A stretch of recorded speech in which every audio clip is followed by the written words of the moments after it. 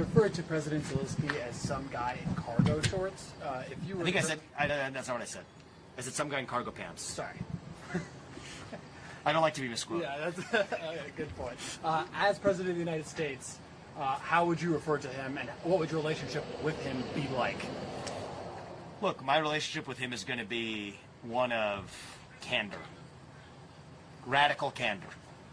Okay? Ukraine is not a democracy. We're not going to pretend like it is one. It's not some model paragon of one, certainly. It's a country that has banned 11 opposition parties.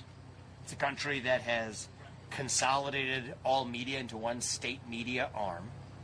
It's a country that is behaving like it has incentives, because it does have those incentives, to drag and chain gang the U.S. into a war against a larger adversary. And I'm going to tell him that unlike my predecessors who came before me, I'm not falling for the Pied Piper Act.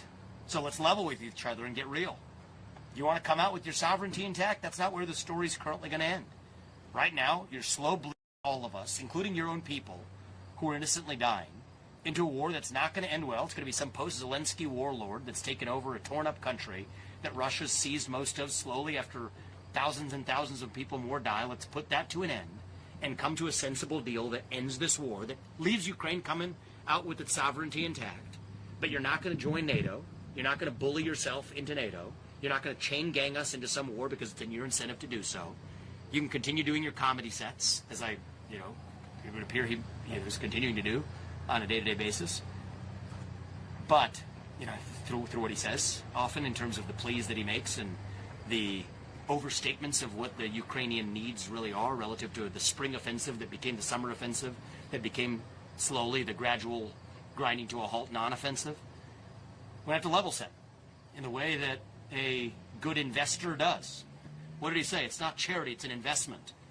Well, that investor has now a right to bring some accountability to a guy who has dragged us far deeper into war than we need to be. And so I'm going to get real with him. That's the answer.